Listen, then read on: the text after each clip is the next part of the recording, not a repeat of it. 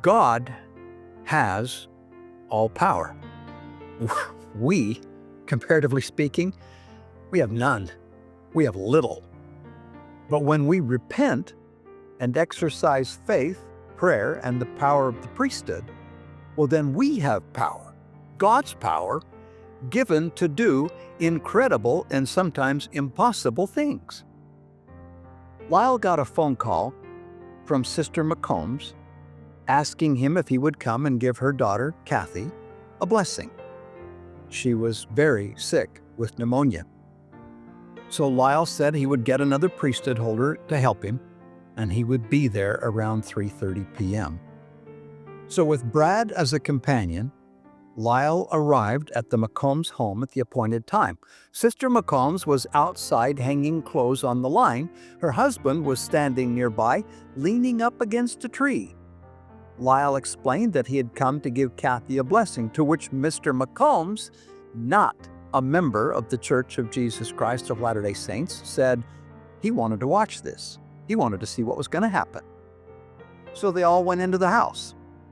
Lyle walked over to Kathy, and I quote the conversation as he shared it with me. "Hi, Kathy. You know who I am."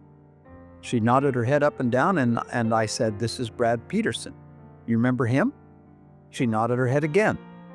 I said, "Your mother called and asked me if I would come over and give you a priesthood blessing. Is that okay with you?"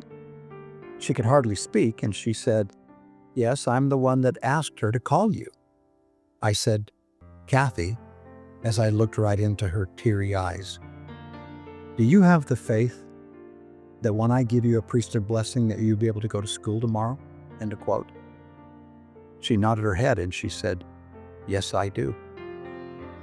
At that time, Brad took the oil and anointed her head. Still quoting. "I blessed her," Lyle said. "I rebuke this sickness out of your body, where you will be able to go to school tomorrow and be in good health." Still quoting. At that point, the father, Mr. McCombs, walked over and said, "Get out of my house right now. How dare you tell my daughter she'll be able to go to school tomorrow? You just lied to her, telling her that she's going to be well enough to go to school tomorrow when you can see that she's sick and the doctor said it was pneumonia." End of quote. Well, with that, McCombs ordered them out of his house. So Lyle and Brad left. 8:30 a.m. the next morning. Lyle's phone rang. It was Mr. McCombs. "Mr. Green, this is Mr. McCombs. What did you do to my daughter?" "She went to school today and is back in good health."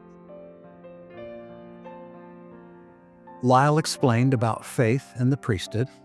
Mr. McCombs said, "How could I ever thank you?" "Don't thank me," Lyle said. "Thank the Lord for answering my priesthood prayer."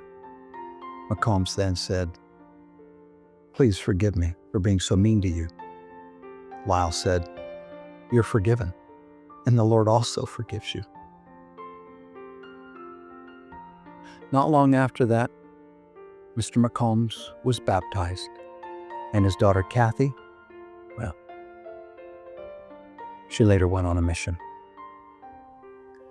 My hope in telling you that story is that you and I will live up to our privileges, that we will ask, seek, and knock in faith, even as Lyle did.